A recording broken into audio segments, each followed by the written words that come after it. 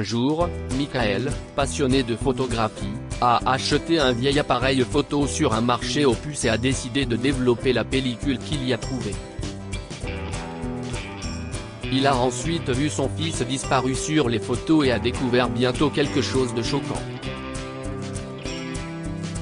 Michael était seul depuis de nombreuses années, et l'un des seuls réconforts qu'il avait dans la vie était d'acheter de vieux appareils photo. Parfois, ils étaient livrés avec des pellicules restées à l'intérieur, et parfois avec de vieilles cartes SD. Ces dernières ne pouvaient cependant pas toujours être récupérées pour voir les photos, mais Michael essayait quand même. D'une certaine manière, regarder la vie heureuse des autres lui permettait de se sentir mieux dans la sienne, qui s'est assombrie il y a 2 décennies lorsque son fils Léon, âgé de 4 ans, a disparu à jamais. Il s'était disputé avec son ex-femme, Tracy, dans un supermarché local lorsque leur enfant s'est enfui, et on ne l'a jamais retrouvé. 6 mois plus tard, Tracy et lui se sont séparés, parce qu'ils n'ont jamais pu se remettre de la douleur. Il a ensuite traversé une période difficile jusqu'à ce que la photographie le sorte de l'obscurité. Un jour, tout a changé. Il a acheté un vieil appareil photo usagé à un homme de son âge au marché aux puces et a découvert qu'il contenait une pellicule non développée. Il s'est rendu dans la pièce rouge qu'il avait construite dans sa maison et a travaillé au développement des images. Il ne s'y est pas trop attardé pendant qu'il travaillait, car il aimait regarder le produit final dans son intégralité. Mais lorsqu'il était enfin prêt, il ne revenait pas. Si est-il impossible, s'est-il dit. Sa voix était pleine de choc et de perplexité. Il a saisi la pile de photos, les a parcourues et s'est précipité dans sa chambre pour trouver ses vieux albums photos. Ils étaient cachés dans son placard, parce qu'il était difficile à regarder, mais il en avait un besoin urgent. Il a ouvert un album à la page où figuraient certaines des dernières photos de son fils et a placé les photos nouvellement développées à côté d'elles. « J'ai raison. Mais comment ?» a-t-il demandé en levant les yeux comme si Dieu pouvait le guider. Mais il a baissé les yeux et a compris la vérité. Les nouvelles photos représentaient son fils disparu. Celui qu'il n'avait pas vu depuis de nombreuses années. En feuilletant les photos qu'il avait développées, il a vu son enfance se dérouler sous ses yeux. Il y avait des photos de lui à la plage. Une autre photo le montrait lors de ce qui semblait être son premier jour d'école. Les autres photos montraient Léon grandissant, jouant au football, fêtant ses anniversaires, et la dernière était celle de la remise de son diplôme de fin d'études secondaires. Étonnamment, le jeune homme sur les photos était diplômé de l'Alma Mater, à Pasadena, en Californie où avait étudié Michael. Mais il ne comprenait pas ce qui se passait. S'agissait-il d'une coïncidence? Peut-être que ce garçon n'était que le sosie de Léon. Mais si ce garçon était Léon, il semblait avoir vécu une belle vie. D'une certaine manière, cette pensée a soulagé Michael. Il était rassuré de savoir que son fils n'avait jamais eu peur ni souffert, quoi qu'il arrive. Mais très vite, l'idée de découvrir la vérité s'est insinuée dans son esprit, et il n'a pas pu s'en défaire. Le lendemain, il s'est rendu au marché aux puces, mais l'homme qui lui avait vendu l'appareil photo était introuvable. Il a essayé pendant plusieurs jours, mais rien n'y a fait. Il a alors décidé de se rendre à l'Alma Mater et de se renseigner.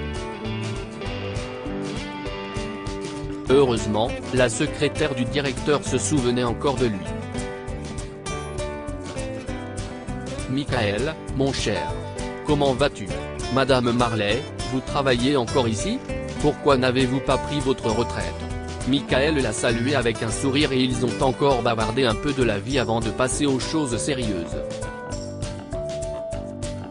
Il l'a interrogé sur un garçon nommé Léon Collins, et Madame Marley a secoué la tête. Je suis désolé. Je ne me souviens pas de ce nom, et tu sais que je mets un point d'honneur à connaître tous mes élèves, a-t-elle répondu en fronçant les sourcils.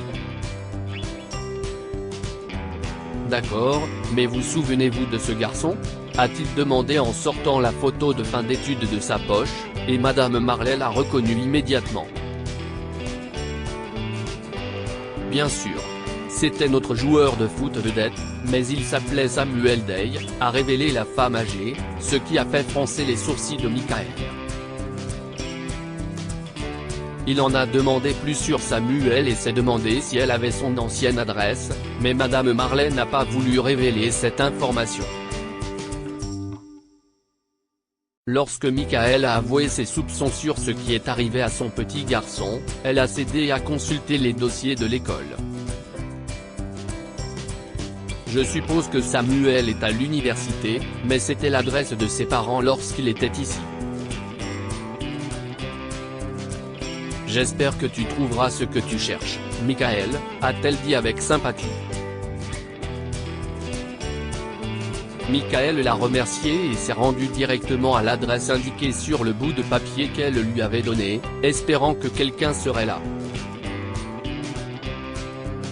Il a sonné à la porte d'une main tremblante, alors qu'il a été envahi par la nervosité. Il a essayé de s'en débarrasser, mais rien n'aurait pu le préparer à la personne qui a ouvert la porte. « Tracy ?» a-t-il dit, choqué et le regard confus.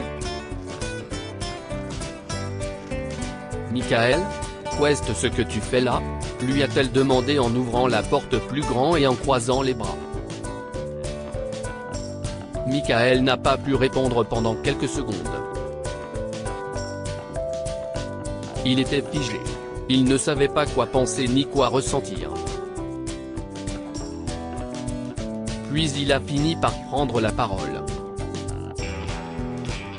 « Où est mon fils ?» a-t-il demandé, le choc se transformant en colère, bien qu'il a essayé de l'atténuer. Tracy a décroisé les bras, poussé un profond soupir et est sortie de chez elle en fermant la porte derrière elle. « Michael, Léon n'a jamais été ton fils », a-t-elle révélé, agissant avec nonchalance alors qu'il lui brisait le cœur. Je sortais avec quelqu'un d'autre pendant que j'étais avec toi, et il a disparu quand je lui ai dit que j'étais enceinte.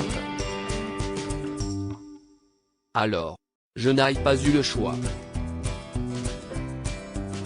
Je t'ai dit que Léon était ton fils parce que je ne voulais pas l'élever seul. Non, tu mens, a soufflé Michael. Je ne sais pas comment tu l'as découvert ni pourquoi tu es ici, a commencé Tracy. Mais j'ai le résultat d'un test ADN pour le prouver. Son père est revenu et voulait faire partie de sa vie. Je suis retombée amoureuse de lui, et nous ne savions pas quoi faire, alors nous avons élaboré un plan. On t'a menti et on est passé à autre chose.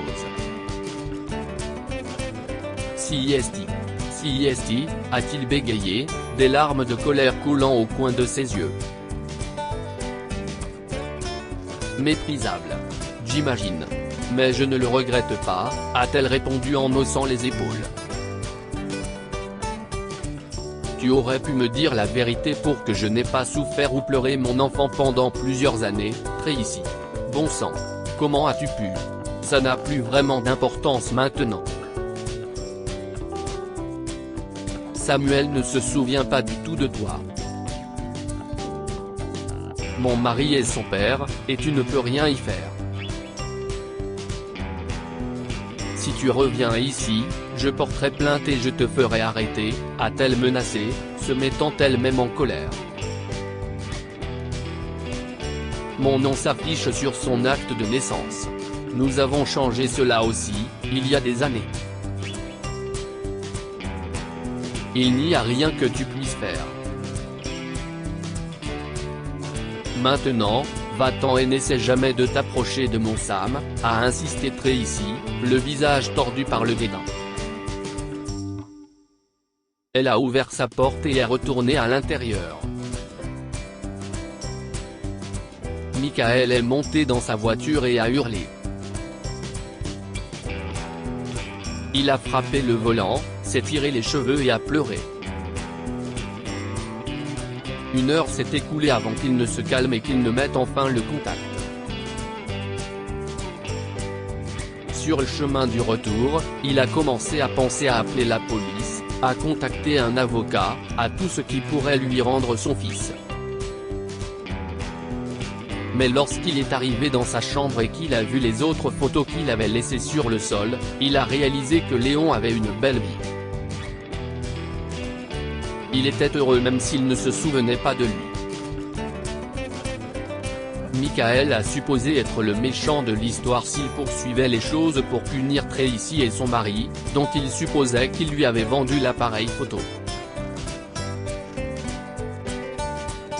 Il pleurait encore cette nuit-là, puis le lendemain et le surlendemain.